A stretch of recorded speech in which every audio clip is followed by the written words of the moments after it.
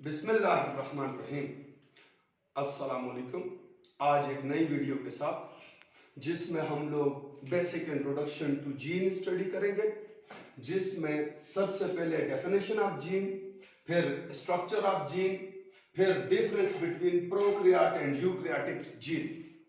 अब हमारे पास सबसे पहले जब हम लोग जीन की बात करते हैं तो typically gene is called as hereditary material, the basic unit of hereditary material, क्योंकि हम लोगों ने टिपिकली यही बात सुनी है कि gene control to character.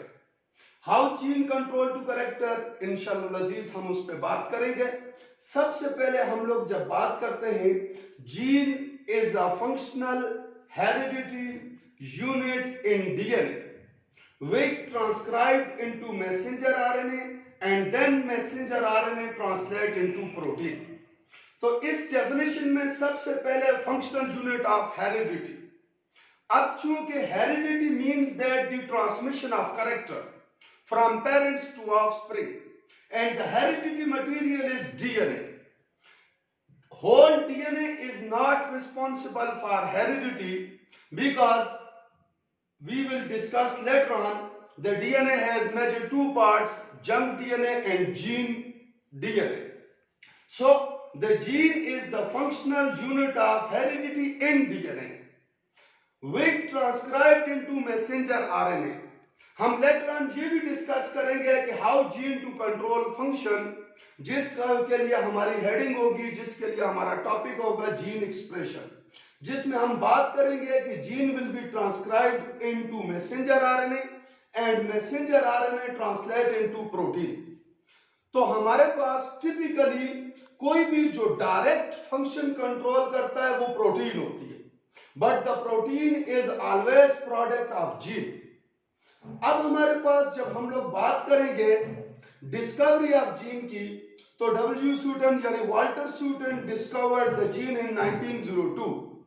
although कि जीन डिस्कवरी से रेलेवेंट, इसकी एक लॉन्ग हिस्ट्री है जिसमें हमारे पास हिप्पोक्रेट्स के मुताबिक हेरिडिटी मटेरियल बॉडी फ्लूइड है, फिर उसके बाद चार्ल्स डार्विन के मुताबिक हमारे पास जो है जिम्यूल है, एंड लेटर ऑन होगो डिवेरिस के मुताबिक जो है वो पेन जीन है, फिर मेंडल के मुताबिक एलिमेंटन और फैक्टर है, but the proper discovery of gene credit to goes to Walter Sutton in 1902। अब चूंकि gene is the part of DNA because it is the sequence of nucleotide which transcribed into messenger RNA, तो चूंकि DNA की coiling in form of chromosome होती है, so ultimately the position of gene is on chromosome. अब हमारे पास हम लोग जब बात करेंगे स्ट्रक्चर ऑफ जीन की, तो स्ट्रक्चर ऑफ जीन में मेजर दो पार्ट्स हैं, number one regulatory part, number two structural part. अब हमारे पास regulatory part are of two types, number one trans regulatory part and number two cis regulatory part. Mostly हम लोग structure of gene में जो discuss करते हैं वो सिस रेगुलेटरी पार्ट करते हैं, जिसमें मोस्ट एम्फसाइज हम लोग करते हैं प्रोमोटर रीजन में। अब general difference between cis and trans regulatory parts of gene में क्या है कि trans regulatory parts are those signal protein which regulate to the expression of gene. अब जैसे आप लोगों ने एम्ब्रियोनिक इंडक्शन में पढ़ा कि हमारे पास डिफरेंट सिग्नल जो है वो ट्रांसमिट होते हैं टू डिफरेंट अदर सेल्स, जिसमें वो signal proteins regulate turn on या टर्न ऑफ जीन करती हैं, उनको कहा जाता है trans regulatory part of gene. जबकि सिस रेगुलेटरी पार्ट में हमारे पास जो है वो मेजरली प्रोटीन और दूसरी रेगुलेशन के लिहाज से टर्मिनेटर। अब जब हम लोग बात करेंगे प्रोमोटर एंड टर्मिनेटर की, तो प्रोमोटर जो है वो आपके पास डीएनए का वो पार्ट होगा जिसको आरएनए पॉलीमरेज रिकॉग्नाइज करके वहां पे बाइंड होगा। चूंकि हमारे पास जो डीएनए का कोई भी डबल स्ट्रैंड डीएनए है, तो अब double strand DNA is not more than a sequence of 4 nucleotide. ये आपके पास repetitively adenine, guanine, cytosine and thymine nucleotides का सीक्वेंस है। तो the promoter is that region which recognized by RNA polymerase and RNA polymerase sigma factor will be bind on promoter region। सो इसलिए जब हम लोग डीएनए की बात करेंगे तो डीएनए में हमारे पास 2 स्ट्रैंड्स होंगे। एक को हम लोग नाम देंगे कोडिंग का, दूसरे को नाम देंगे non coding. Coding strand is a copy of messenger RNA while the non-coding strand is a complementary to messenger RNA। क्योंकि यहाँ पे 2 स्ट्रैंड्स हैं, तो 2 स्ट्रैंड्स में से जिसके कंप्लीमेंट्री मैसेंजर आरएनए बनेगा उस सीक्वेंस या उस स्ट्रैंड को कहा जाएगा नॉन कोडिंग। अगर आप यहाँ पे एक इंटरेस्टिंग चीज देखें तो हमारे पास जो सीक्वेंस मैसेंजर आरएनए का है सेम सीक्वेंस है कोडिंग स्ट्रैंड का, क्योंकि coding strand is complementary to non coding and non coding is complementary to messenger RNA. So automatically non coding की जब ट्रांसक्रिप्शन होगी तो ऐसा ही सेम स्ट्रैंड बनेगा जैसा कोडिंग स्ट्रैंड है। हम वर्ड कोडिंग यूज करते हैं that sequence of nucleotide which involve in protein synthesis means that in translation. अब आप जैसे यहां पे देखें तो ए सी सी जी जी ये जो सीक्वेंस है ये कंटिन्यूअसली रिपीट हो रहा है of messenger RNA as like in coding strand. आगे जाकर हम लोग जीन रेगुलेशन में बात करेंगे कि messenger RNA carry message of gene in form of genetic codons. तो अगर आप जेनेटिक कोडॉन्स और मैसेंजर आरएनए देखें तो उनका सेम सीक्वेंस है किसके ऊपर एज लाइक जो है वो कोडिंग स्ट्रैंड पे। तो अब वापस हम जब प्रोमोटर पे आएंगे तो प्रोमोटर जो है वो आपके पास जो उसकी पोजीशन होगी वो होगा towards 5 prime of coding strand.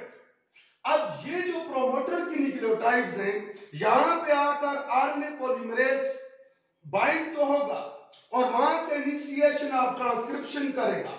तो वो न्यूक्लियोटाइड्स जो मैसेंजर आरएनए में from coding from promoter region होंगी उनको कहा जाएगा नॉन कोडिंग न्यूक्लियोटाइड्स।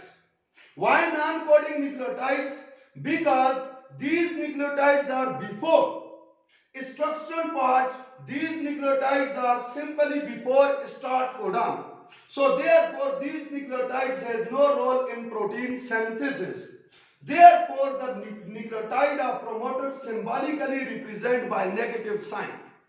इनको जब हम लोग प्रोमोटर की अभी एग्जांपल पे जाएंगे तो प्रोमोटर में आप देखेंगे कि जब भी प्रोमोटर का एग्जाम्पल आप जहां पे भी पढ़ेंगे तो उसके साथ कुछ नंबर ऑफ न्यूक्लियोटाइड्स होगा और वो नंबर ऑफ न्यूक्लियोटाइड्स हमेशा जो है वो सिंबॉलिकली नेगेटिव साइन के साथ रिप्रेजेंट किया जाएगा।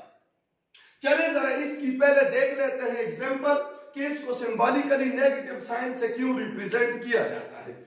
अब हमारे पास जो है ये आपका जो है वो कोई भी जीन पार्ट है। अब जीन में ये जो प्रोमोटर है प्रोमोटर रीजन, इसके बाद हम लोग पढ़ेंगे स्ट्रक्चर रीजन और लास्ट में होगा टर्मिनेटर। स्ट्रक्चर रीजन की जब बात करेंगे तो वो रीजन है विच ट्रांसक्राइब्ड इनटू मैसेंजर आरएनए। अब जब ये मैसेंजर आरएनए में ट्रांसक्राइब्ड होगा तो स्ट्रक्चर रीजन की फर्स्ट न्यूक्लियोटाइड का नाम होगा +1, सेकंड न्यूक्लियोटाइड का नाम होगा +2 एंड सो ऑन +3। जबकि प्रोमोटर की न्यूक्लियोटाइड्स की जो काउंटिंग होगी वो बैकवर्ड होगी फ्रॉम स्ट्रक्चरल पार्ट। इसकी न्यूक्लियोटाइड्स ये फर्स्ट है, इधर से आप बैक पे जाएंगे 2 है फिर 3 है। तो चूंकि इस साइड पे स्ट्रक्चरल पार्ट पे पॉजिटिव न्यूक्लियोटाइड्स है which transcribed into messenger RNA and having role in protein synthesis, जबकि इन न्यूक्लियोटाइड्स का रोल इन प्रोटीन सिंथेसिस नहीं है, इसलिए इनको सिंबॉलिकली रिप्रेजेंट किया जाएगा बाय नेगेटिव साइन। तो अब हमारे पास जो है जब भी प्रोमोटर की न्यूक्लियोटाइड्स को आप सिंबॉलिकली रिप्रेजेंट करेंगे from with negative sign because they are non coding nucleotides. अब प्रोमोटर जो है उसका काम है इनिशिएशन ऑफ ट्रांसक्रिप्शन, जिसको हम लोग इंशाअल्लाह अजीज ट्रांसक्रिप्शन में डिटेल से पढ़ेंगे। लेकिन कुछ प्रोमोटर के साथ एसोसिएटेड पार्ट्स हैं या प्रोमोटर के एसोसिएटेड पार्ट्स हैं, जिनमें फॉर एग्जांपल इनहेंसर और साइलेंसर। अब हमारे पास इनहेंसर और साइलेंसर्स जो वो पार्ट है जिनके ऊपर an other molecule attach and either enhance or silence the process of transcription। तो वो रीजन ऑफ प्रोमोटर जिसके ऊपर कोई भी एन अल्टरनेटिव मॉलिक्यूल अटैच होने की वजह से either ट्रांसक्रिप्शन enhance और साइलेंस हो तो उसको कहा जाएगा enhancer और silencer। enhancer और silencers का जो सीक्वेंस होगा वो हमेशा बिफोर प्रोमोटर रीजन होगा, जबकि ऑपरेटर रीजन जो है वो आफ्टर यानी टुवर्ड्स स्ट्रक्चरल पार्ट होगा। अब हमारे पास कुछ एग्जांपल्स जब हम प्रोमोटर की लें तो प्रोमोटर की एग्जांपल्स में हमारे पास जो है वो प्रोकैरियोट्स एंड यूकैरियोट्स में प्रोमोटर सीक्वेंस इंशाअल्लाह अजीज हम लोग डिटेल से पढ़ेंगे इन टॉपिक ऑफ ट्रांसक्रिप्शन। लेकिन जनरल एग्जांपल अब हमारे पास जहां पे TAT सिंपली टेट बॉक्स जो है इसका दूसरा नाम है -10 बॉक्स। क्यों नाम है -10? क्योंकि जैसे मैंने अभी बताया कि इधर जो है वो +1 +2 +3 एंड सो मेनी न्यूक्लियोटाइड्स। इसका -10 का मतलब ये कि यहां पे -10 यानी 10 nucleotide before structural part RNA polymerase will be attacked and initiate to transcription of messenger RNA। सो इस तरह का जो मैसेंजर आरएनए बनेगा जो प्रोमोटर टैग बॉक्स से बनेगा उसमें फर्स्ट 10 न्यूक्लियोटाइड्स ऑफ प्रोमोटर होंगी जो कि नॉन कोडिंग न्यूक्लियोटाइड्स होंगी। चूंकि इनका प्रोटीन सिंथेसिस में रोल नहीं होगा इसलिए इसकी न्यूमेरिकल आइडेंटिटी है -10, लेकिन सीक्वेंशियल आइडेंटिटी इसकी है TAT-AAT। सेम इसी तरह प्रोकैरियोट्स में दूसरा सीक्वेंस है TTGACA। इसका भी सेम जो आरएनए पॉलीमरेज अटैच होगा वो आपके पास -35 न्यूक्लियोटाइड्स, यानी कि जब इसकी अटैचमेंट होगी तो यहां से आरएनए पॉलीमरेज जब स्ट्रक्चरल पार्ट तक पहुंचेगा तो वो इनिशियली 35 न्यूक्लियोटाइड्स ऑफ प्रोमोटर को ट्रांसक्राइब कर देगा, but these nucleotides are before start codon having no role in protein synthesis, therefore known as non-coding nucleotides and symbolically represented by -35। Same इसी तरह यूकैरियोट्स में कॉमन नाम जो है वो प्रोमोटर का TATA box and CAAT box. TATA box जो है वो -25 और जबकि कैट बॉक्स -70 न्यूक्लियोटाइड पोजीशन पे होगा। अब यहां पे चूंकि वीडियो में टाइम कम होता है तो हम एमसीक्यूज डिस्कशन जो है वो इतनी ज्यादा नहीं कर सकते, लेकिन सिंपली अगर एमसीक्यूज आया तो वो इस 4 नंबर से जो है वो आपके पास एटलीस्ट 8 एमसीक्यूज आ सकते हैं। आपसे पूछा जा सकता है कि -10 promoter is which of the following sequence, तो उसका करेक्ट ऑप्शन ये होगा CAAT box having which of the following numerical number, तो उसका आंसर -70 होगा एक्सेट्रा। अब दूसरा रेगुलेटरी पोर्शन जो है वो आपके पास है टर्मिनेटर। जिस तरह प्रोमोटर है towards 5 prime of coding strand, इसी तरह टर्मिनेटर जो है वो towards 3 prime of coding strand है। जैसे मैंने यहां पे बात की कि ये आपके पास है नॉन कोडिंग स्ट्रैंड, ये नॉन कोडिंग स्ट्रैंड से जब प्रोमोटर रीजन ये इस प्रोमोटर रीजन से आपके पास 3 to 5 डायरेक्शन में मैसेंजर आरएनए बनेगा। जब मैसेंजर आरएनए बनेगा तो कोडिंग स्ट्रैंड के टुवर्ड्स 3 प्राइम जहां पे आपके पास होगा टर्मिनेटर, या सिंपली आप कह सकते हैं terminator at 5 prime towards non coding strand. अब नॉन कोडिंग स्ट्रैंड्स जो है वो आपके पास नॉन कोडिंग न्यूक्लियोटाइड्स टर्मिनेटर जो है वो towards 3 prime of non coding strand होगा, और इसकी न्यूक्लियोटाइड्स भी जो है वो नॉन कोडिंग होगी। इसकी न्यूक्लियोटाइड नॉन कोडिंग होने की रीजन ये है कि ये न्यूक्लियोटाइड्स आफ्टर स्टॉप कोडॉन होंगी। तो अगर आपसे कोई पूछे कि प्रोमोटर की न्यूक्लियोटाइड्स क्यों नॉन कोडिंग है, टर्मिनेटर की न्यूक्लियोटाइड्स क्यों नॉन कोडिंग है, why having no role in protein synthesis, why these nucleotides are not carry the genetic codons, तो आप कहेंगे कि because structural part lies between start and stop codon, जबकि promoter nucleotides are before start codon and terminator nucleotides are after stop codon. अब terminator की जब हम example कुछ जर्नल बात करें, आगे ट्रांसक्रिप्शन में हम लोग इसको डिटेल से बात करेंगे, लेकिन प्रोकैरियोट में दो तरह के टर्मिनेटर मैंने यहां पे मेंशन किए।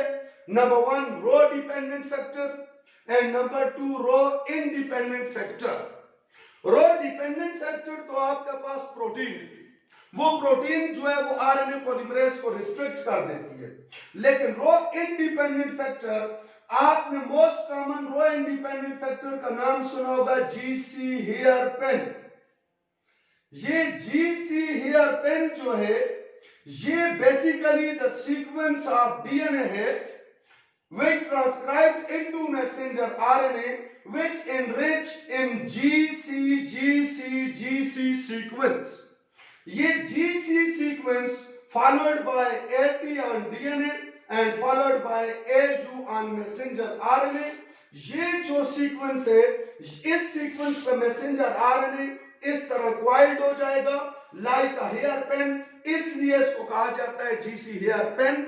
इंशाअल्लाह अज़ीज इसकी फर्दर डिस्कशन हम लोग जो है वो ट्रांसक्रिप्शन में डिस्कस करेंगे। इसी तरह यूकैरियोट्स के टर्मिनेटर्स जो है उसमें टॉर्पीडो मॉडल और एलियोस्टेरिक मॉडल है, जिनको 1 बाय 1 हम लोग इंशाल्लाह ट्रांसक्रिप्शन में डिस्कस करेंगे। चूंकि आज हमारा बेसिक जो टॉपिक है वो है इंट्रोडक्शन टू जीन। अब जो असल पार्ट है जिसको हम लोग जो है जीन इनफेक्ट काउंट करते हैं वो होता है स्ट्रक्चरल पार्ट। अब अगर आप इसको टिपिकली स्ट्रक्चरल पार्ट कहेंगे which transcribed into messenger RNA, तो आगे आपके बहुत सारे एमसीक्यूज जो है वो शॉर्ट हो जाएंगे। इसलिए आपने याद रखना है कि स्ट्रक्चरल पार्ट यानी functional part, why it is known as functional part, because the major function of gene transcription into messenger RNA. अब यहां पे जो हमारे पास स्ट्रक्चरल या फंक्शनल पार्ट है उसका नाम आपने याद रखना है सिस्ट्रॉन। ये आपके पास कार्टून ऑफ जीन में इनहेंसर और साइलेंसर्स, ये इसका मेन प्रोमोटर, ये ऑपरेटर। उसके पास बाद एसपी जो पार्ट है वो है स्ट्रक्चरल पार्ट। स्ट्रक्चरल पार्ट का दूसरा नाम है सिस्ट्रॉन। ये सिस्ट्रॉन हमने इसको क्यों कहा अभी हम लोग थोड़े टाइम के बाद डिस्कस करेंगे, क्योंकि इसी सिस्ट्रॉन पार्ट की बेस पे आप लोग दो टर्म यूज करेंगे, या तो पॉलीसिस्ट्रॉनिक प्रोटीन और मोनोसिस्ट्रॉनिक प्रोटीन। तो वो पार्ट जो मैसेंजर आरएनए में ट्रांसक्राइब्ड होगा, जिसका रीजन स्टार्ट होगा फ्रॉम स्टार्ट कोडॉन और एंड होगा ऑन स्टॉप कोडॉन, उसको कहा जाएगा स्ट्रक्चरल पार्ट। यही वो पार्ट है जो कि मेजर रोल प्ले करता है इन प्रोटीन सिंथेसिस। अब उसके बाद नेक्स्ट नंबर पे हमारे पास जो है वो है difference between prokaryotic and eukaryotic gene. वैसे तो प्रोकैरियोट और यूकैरियोट के जीन में बहुत डिफरेंस हैं, लेकिन इनके डिफरेंस को आप यहां से अगर लेकर चले कि in prokaryotes 98% of DNA is coding DNA, only 2% DNA is junk DNA, while in eukaryotes the matter is opposite, only 2% coding DNA while 98% is non-coding यानी junk DNA। अब इसका दिखने में तो ऐसा लगता है कि भाई ये शायद मोर इफेक्टिव है, ये लेस इफेक्टिव है, लेकिन बात ऐसी नहीं है। बात ये है कि प्रोकैरियोट का as a whole genome size कम होता है एज कंपेयर टू यूकैरियोट। इसका बेनिफिट क्या है? बेनिफिट ये है कि चूंकि इसका 98% डीएनए जो है वो कोडिंग डीएनए है, जबकि इसका 2% डीएनए कोडिंग डीएनए है। अब आपने एक टर्म पढ़ी थी म्यूटेशन। म्यूटेशन हमारे पास मेजरली या तो म्यूटेशन इन प्रोटीन या तो साइलेंट म्यूटेशन यानी अफेक्टिव एंड साइलेंट म्यूटेशन।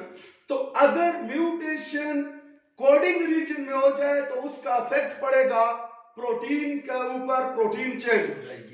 लेकिन अगर वो जंक डीएनए में म्यूटेशन हो जाए तो जंक डीएनए में चूंकि उसमें ट्रांसक्राइब नहीं होना into messenger RNA into protein translate नहीं होना, इसलिए वो साइलेंट म्यूटेशन कहलाई जाएगी। तो प्रोकैरियोट्स में रेट ऑफ म्यूटेशन होने की, ज्यादा रेट ऑफ म्यूटेशन होने की एक रीजन ये है कि इसका मोर कोडिंग रीजन है, क्योंकि जब भी change in the sequence of DNA होगा तो मोस्ट प्रोबेबली वो कोडिंग रीजन में होगा, जबकि यूकैरियोट्स में कोडिंग रीजन कंपैरेटिवली लेस है, तो इसलिए इसमें मोर चांस है म्यूटेशन का इन जंक डीएनए, जो कि एक्सप्रेशन के लिहाज से साइलेंट होगी, उसको हम कहेंगे साइलेंट डीएनए। अब आते हैं दूसरी चीज के ऊपर, प्रोकैरियोटिक जीन की कंपोजिशन में या प्रोकैरियोटिक के सिस्ट्रॉन की कंपोजिशन में कंटिन्यूस कोडिंग रीजन है। कंटिन्यूस कोडिंग रीजन का मतलब है no intron and no exons. हाँ, सिंपली आप कह सकते हैं कि ऑल एक्सॉन्स, लेकिन बेहतर यह है कि no intron no exon continuous coding reason.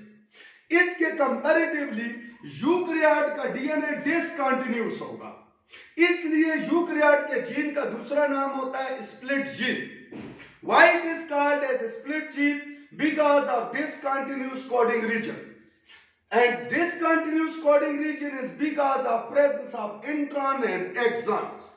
अब ये जो इंट्रॉन है ये जीन के अंदर नॉन कोडिंग पार्ट है, जबकि एक्सॉन जो है ये कोडिंग पार्ट है। ये जो है नॉन कोडिंग पार्ट है, ये कोडिंग पार्ट है। अब हमारे पास जो है ये इंट्रॉन और एक्सॉन्स की कॉम्बिनेशन की वजह से यूकैरियोटिक जीन बनेगा, यानी डिसकंटिन्यूस जीन होगा, स्प्लिट जीन होगा। इंट्रॉन नॉन कोडिंग क्यों है? Because the sequence of intron has no role in the protein synthesis. अब हमारे पास जो है वो इंटरेस्टिंग बात क्या है कि अगेन ये हमें गॉड गिफ्ट है कि इन केस अगर हमारे कोडिंग रीजन के अंदर भी म्यूटेशन हो जाए फिर भी वो म्यूटेशन साइलेंट हो सकती है। उसकी रीजन क्या है? क्योंकि अगर वो म्यूटेशन इन इंट्रॉन पार्ट हो। अगला हमारा इसके बाद टॉपिक होगा पोस्ट ट्रांसक्रिप्शन के बाद पोस्ट ट्रांसक्रिप्शनल मॉडिफिकेशन, जिसमें हम ये बात करेंगे कि नॉन कोडिंग रीजन यानी intron from eukaryotic gene remove. अब आप खुद देखें, अगर म्यूटेशन इन इंट्रॉन पोर्शन हो जाए, change in the sequence of DNA in intron portion हो जाए, और वो इंट्रॉन ने तो चूंकि रिमूव हो जाना है, no role in protein synthesis, automatically वो काज होगा फॉर साइलेंट म्यूटेशन। उसका प्रोटीन के चेंज के ऊपर या प्रोटीन की सीक्वेंस ऑफ अमीनो एसिड पे कोई फर्क नहीं पड़ेगा। नेक्स्ट नंबर पे हमारे पास जो है वो प्रोकैरियोटिक जीन जो है वो कंपैरेटिवली सिंपल होता है, और उसमें चूंकि जीनोम साइज कम होता है इसलिए उसमें रेगुलेटरी पोर्शन कम और सिस्ट्रॉन पोर्शन यानी स्ट्रक्चरल पार्ट ज्यादा होता है। चूंकि यूकैरियोटिक जीनोम साइज लार्जर होता है, उसमें रेगुलेटरी रीजन ज्यादा और सिस्ट्रॉन कंपैरेटिवली लेस होता है। उसकी रीजन क्या है कि प्रोकैरियोटिक जीन में, प्रोकैरियोटिक सेल में many gene regulated by single regulatory region. अब यहां पे टिपिकली डेफिनेशन में तो लिखा जाता है कि many gene regulated by single promoter region, लेकिन ये जो जीन का टर्म है वो तो एज अ होल दो चीजों को रिप्रेजेंट करता है, रेगुलेटरी एंड स्ट्रक्चरल पार्ट को यानी प्रोमोटर, टर्मिनेटर एंड सिस्ट्रॉन को। जबकि यहाँ पे जो वर्ड ये वाला जीन है ये रिप्रेजेंट कर रहा है स्ट्रक्चरल पार्ट को यानी सिस्ट्रॉन को, क्योंकि हमारे पास अगर हम किसी जीन की बात करेंगे तो प्रोमोटर, स्ट्रक्चरल पार्ट, टर्मिनेटर, जबकि प्रोकैरियोट्स में जब हम लोग बात करेंगे मेनी जीन, तो वो मेनी जीन जो है वो as a whole set of promoter, structural part and terminator नहीं होगा, बल्कि वो मेनी जीन होगा G1, G2, G3। इनका एक ही रेगुलेटरी पार्ट होगा यानी कि single promoter and single terminator.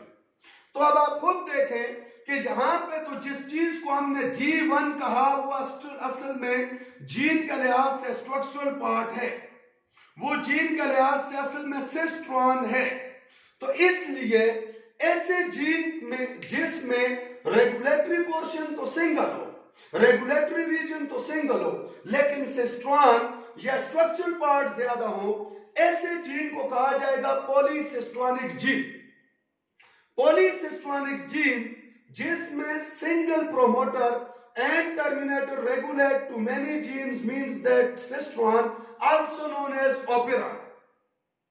अब according to your syllabus operon only present in prokaryotes. operon जो है, जो पॉलीसिस्ट्रॉनिक जीन है जिसमें single regulatory region controlled by single regulatory region control to many genes or many cistron, polycistronic gene also known as operon only present in prokaryotes. लेकिन इसी के comparison में हमारे पास यूकैरियोट का जो सिंगल जीन है यानी सिंगल सिस्ट्रॉन है, यानी सिंगल स्ट्रक्चरल पार्ट है, ये सिंगल स्ट्रक्चरल पार्ट, ये single cistron regulated by single regulatory region. ये बड़ा सिंपल सा है कि एक ही प्रोमोटर है, एक ही स्ट्रक्चरल पार्ट है, एक ही टर्मिनेटर है। तो अब यहां पे अगर हम लोग इसका स्केच देखें तो यूकैरियोटिक डीएनए में मैंने सिंबॉलिकली लिखा promoter 1 for structural part 1 for terminator 1। तो ये एक कंप्लीट जीन है जिसमें एक ही स्ट्रक्चरल पार्ट है और एक ही प्रोमोटर और एक ही टर्मिनेटर है। अगेन मैंने यहां पे symbolically structural part, promoter and terminator को 2 सिंबल से लिखा जीन 2 के लिए। ये जो जीन 2 है इसका स्ट्रक्चरल पार्ट 1 है, प्रोमोटर 1 है, टर्मिनेटर 1 है। यहां पे 2 का मतलब है जीन 1 एंड जीन 2। यहां पे 2 का मतलब है फॉर जीन 2 इन यूकैरियोट्स। इसके कंपैरेटिवली प्रोकैरियोट्स में जब आप ओपेरॉन पढ़ेंगे तो आपका जीन रेगुलेशन में डिटेल टॉपिक होगा लेग ओपेरॉन। लेग ओपेरॉन की जब आप बात करेंगे तो उसमें तो फिलहाल मैंने इसका एक स्केच बनाया कि ये रिप्रेसर जीन है जो कि लेग ओपेरॉन की रेगुलेशन को कंट्रोल करेगा। उसके बाद ये लेग ओपेरॉन का एक ही एज अ होल प्रोमोटर है और फिर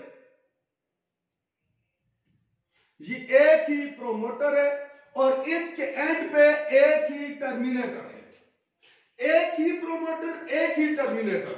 दरमियान में हमने कहा जीन 1, जीन 2, जीन 3। ये हमारे पास 3 जीन है।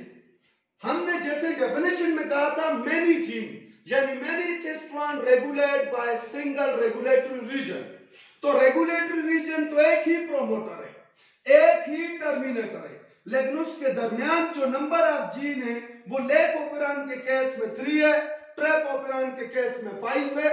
जैसे प्रोमोटर 1 है लेकिन आगे सिस्ट्रॉन या जीन है lac G, lac Y and lac A या अल्फा। अब ये जो हमारे पास, इनको हमने 3 जीन्स का नाम दिया। क्यों नाम दिया? क्योंकि जब हम इंशाल्लाह ट्रांसक्रिप्शन या जीन रेगुलेशन पढ़ेंगे उसमें देखेंगे कि although during transcription these 3 gene transcribed into single messenger RNA, but each messenger RNA has, but in messenger RNA each gene has its start codon and then stop codon, फिर start codon, फिर stop codon, फिर start codon, फिर stop codon. अब messenger RNA तो एक है, उस messenger RNA में जी जीन का ये स्टार्ट कोडॉन है और ये स्टॉप कोडॉन है। अब जब स्टार्ट और स्टॉप कोडॉन के दरमियान ट्रांसलेशन होगी तो इसका मतलब है एक प्रोटीन बनेगी जिसको आगे हम डिटेल से पढ़ेंगे, अल्फा गैलेक्टोसिडेज। फिर उसके बाद वाई जीन जो है उसका अपना स्टार्ट कोडॉन है, उसका अपना स्टॉप कोडॉन है। अब यहां पे ये अपनी प्रोटीन बनाएगा लैक्टोज परमिएज, ये अपनी प्रोटीन बनाएगा लैक्टोज परमियस, फिर उसके बाद लैक ओपेरॉन एक अपने स्टार्ट कोड आने, अपना स्टॉप कोड आने, तो ये अपनी प्रोटीन बनाएगा जिसका नाम ट्रांस एसिटाइलेज होगा। इंशाअल्लाह अजीज आगे हम जीन एक्सप्रेशन में से डिटेल से पढ़ेंगे, लेकिन अभी के लिए अगर ये सारे के सारे एक ही प्रोटीन बनाते तो फिर हम इन्हें मल्टी जीन्स ना कहते, फिर हम इन्हें मल्टी सिस्ट्रॉन ना कहते, लेकिन चूंकि इस हर रीजन का अपना स्टॉप और स्टार्ट कोड आने, इसलिए ये डिफरेंट प्रोटीन्स बनाएंगे। उस वजह से हम इनको मेनी जीन्स कहेंगे, although they have in single regulatory region. अब जब एक ही मैसेंजर आरएनए बने, दोनों में जो प्रोकैरियोटिक जीन है या ओपेरॉन है यानी, और जो यूकैरियोटिक जीन है यानी स्प्लिट जीन है, उनमें बनेगा सिंगल मैसेंजर आरएनए, इसमें भी बनेगा सिंगल मैसेंजर आरएनए। लेकिन डिफरेंस क्या है कि single messenger RNA translate into single protein. When single messenger RNA translate into single protein, well, then known as monocistronic protein. But here, three genes translate into one messenger RNA translate into three different proteins. यानी कि single messenger RNA जो है उससे तीन अलग अलग proteins बनेगी, many proteins बनेगी, इसलिए इसको कहा जाएगा पॉलीसिस्ट्रॉनिक प्रोटीन। अब हमारे पास जब ये पॉलीसिस्ट्रॉनिक प्रोटीन्स बनेगी तो वो आपके पास, आपने टर्म सुनी थी पॉलीसोम, तो वो मैसेंजर आरएनए के साथ यहां पे अलग राइबोसोम, यहां पे अलग राइबोसोम, यहां पे अलग ribosome, when bind with single messenger RNA, that character is known as, that characteristic is known as polysome। तो ये जो टर्म पॉलीसोम आपने पढ़ी थी, ये जो पॉलीसोम का बिहेवियर है, multiple messenger RNA, multiple ribosome attach with single messenger RNA, polysome, तो ये उस सूरत में होगा जब जीन होगा इन फॉर्म ऑफ ओपेरॉन और सिंथेसाइज करेगा पॉलीसिस्ट्रॉनिक प्रोटीन। यहां तक आज हमारा टॉपिक था structure of gene. Hopefully short time में आपको ये बात समझ आई होगी। जिसको समझ ना आई हो तो वो कमेंट में अपनी जो है वो इंक्वायरी, अपने क्वेश्चन को मेंशन कर सकता है। Thank you very much.